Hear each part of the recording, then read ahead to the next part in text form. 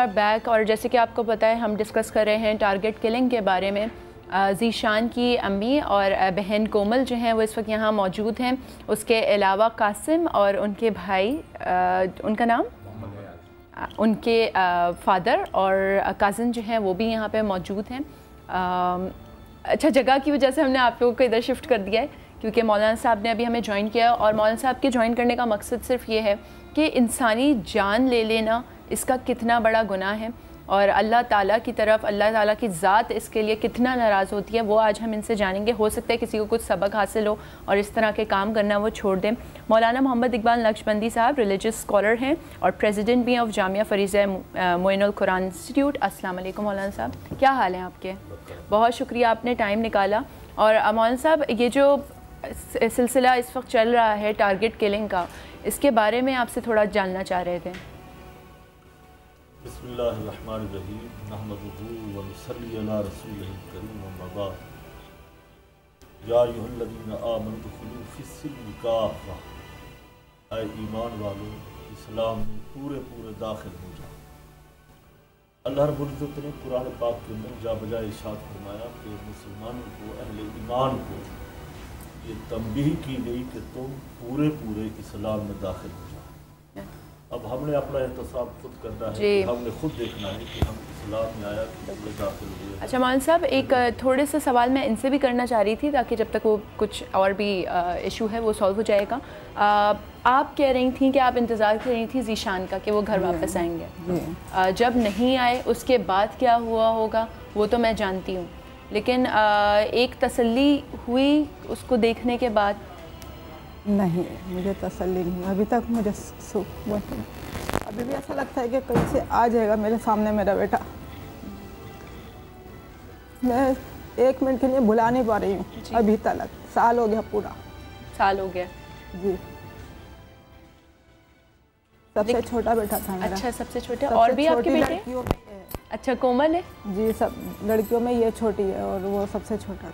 अच्छा, और इसके अलावा आपके और भी बेटे? और बेटे हैं मेरे, और बेटे वो शादीशुदा हैं, सब शादीशुदा। यही मेरे पास 2 बच्चे थे। एक इससे बड़ा भाई है, उसके रमज़ान में, उसके भी रमज़ान की चांद रात को गोली लगी थी उसकी हिप पे। वो भी काम नहीं कर पा रहा था, वो पूरी टांग उसकी बेकार हो गई, हड्डी में गोली बैठ गई थी। उनको कैसे लगी? वो कटी पहाड़ी से अपनी ड्यूटी से वापस आ रहे थे, कटी पहाड़ी पे फायरिंग हुई तो उसके गोली लग गई।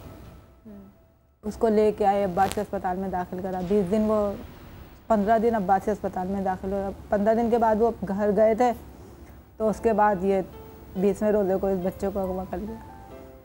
आप ये समझती हैं क्या कोई दुश्मनी या कुछ इस तरह की बात? क्योंकि एक बेटे का आपने अब मुझे किस्सा बताया और उसके बाद फिर ज़ीशान के साथ ये हुआ। वो अक्सर वहाँ से रास्ता था उनका, ड्यूटी से आने का वहीं से रास्ता था। वो तो वहाँ अक्सर फायरिंग, कस्बा में अक्सर फायरिंग होती रहती है। वो ड्यूटी से वापस आ रहे थे। किसी से कोई दुश्मनागी नहीं है हमारी, किसी से कोई वो नहीं है। हम किसी का नाम नहीं ले रहे कि महल्ले वाले, इलाके वाले इतने अच्छा हमारे साथ रहते हैं, तो हम किसी का नाम नहीं ले रहे। सही बात है। और ये तो बच्चा था 17 साल का, अपनी धुन में मगन होगा। हाँ, बस ये तो बेचारे शहरी के लिए लेने गए थे सामान कि चलो, मैं रोज़ाना ही खुद लाती थी, इत्तेफाक है मैंने भेज दिया बच्चे को कि आप शहरी के लिए दूध डब रोटी ले आओ। फिर वो पलट के ही नहीं आया। बस होता ही है कि जो होने वाली बात होती है और अल्लाह ताला एक ये मुझे अफसोस है कि मैंने क्यों भेज दिया। मैं नहीं भेजती तो शायद मेरा बेटा नहीं मेरे हाथ से जाता। कॉलर हैं एक हमारे साथ, उनसे बात करते हैं। अस्सलाम वालेकुम। वालेकुम अस्सलाम, कौन बात कर रही हैं? जी, मैं नरगिस बात कर रही हूँ कराची से। कैसी हैं आप? अल्हम्दुलिल्लाह खैरियत से। नरगिस, क्या कहना चाहेंगी? इनकी बात सुन रही थी और मैं यही कह रही थी कि मतलब इनके गम में हम सब इनके साथ शरीक हैं, क्योंकि तो हमारी कराची के हालात ही ऐसे हो गए कि कोई किसी काम से जाता है वापस या तो इसी सूरत में आता है कि या तो खुदा ना खास्ता एक्सीडेंट हो जाता है या वो मतलब कोई ना कोई गोली का शिकार हो जाता है।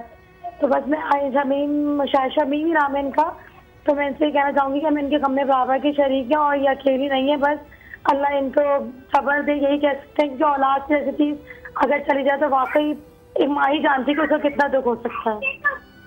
बिल्कुल, आपने करना ही है कि आपने ज़ीशान के लिए बहुत सारी दुआ करनी है। ज़ीशान के लिए, उनके दोस्त के लिए जो उनके साथ गए, कि अल्लाह ताला उनको जन्नत में जगह अता फरमाए। और आई एम श्योर वो जन्नत में ही गए होंगे क्योंकि जब किसी इनोसेंट की जान जाती है और खून बहता है तो अल्लाह ताला जो है जिसने खून बहाया उससे तो बहुत नाराज़ होता है, लेकिन जिसके साथ कोई ऐसा वाक़या पेश आया मैं समझती हूँ कि अल्लाह ताला उस पर मेहरबानी करता होगा। मौलाना साहब से इस बारे में बात करते हैं। जी मैं अर्ज़ कर रहा था कि अल्लाह रब्बुल इज़्ज़त इरशाद फरमाते हैं, ऐ ईमान वालो इस्लाम में पूरे पूरे दाखिल हो जाओ।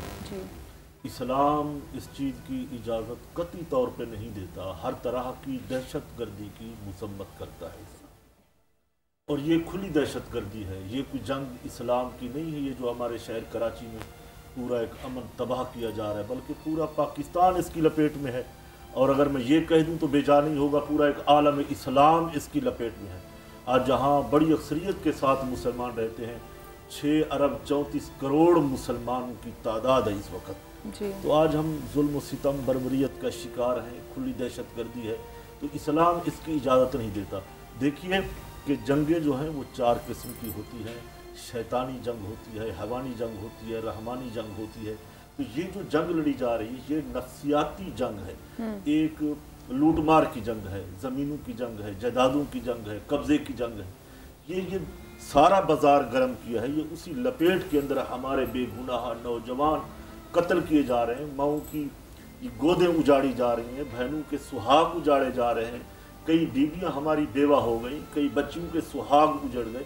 तो हम इस कदर लपेट में हैं। अब कौम देख रही है किसी मुजद्दिद की तरफ कि कोई अल्लाह वाला है, बिल्कुल अल्लाह का प्यारा बरगुज़ीदा बंदा है, कोई इमाम रब्बानी आए वो आके हमारी कौम की तकदीर इंशाल्लाह बस जुल्मत के ये जो दौर चल रहा है इसको ख़त्म करें। बिल्कुल मौलाना साहब आप बिल्कुल सही कह रहे हैं और अल्लाह करे आपकी ये बात भी बहुत जल्द पूरी हो जाए। एक पैकेज है छोटा सा, वो देखिए, फिर ब्रेक लेंगे, ब्रेक से वापस आएंगे और ये जानने की कोशिश करेंगे कि जो लोग ये अमल करते हैं आखिर क्या वजह हो सकती है जो उनको इस तशद्दुद से भरपूर अमल पे मजबूर करती है कि वो किसी की जान ले लेते हैं। एक छोटा सा ब्रेक। लॉग ऑन करें www.facebook.com/gkb.cnbc। ज्वाइन करें घर की बात का फेसबुक पेज, रहें अपडेट शो से और जीतें लाखों इनामात। आप हमें SMS भी कर सकते हैं। अपने मोबाइल से टाइप करें GKB स्पेस नाम स्पेस मैसेज और भेज दें 8888 पर।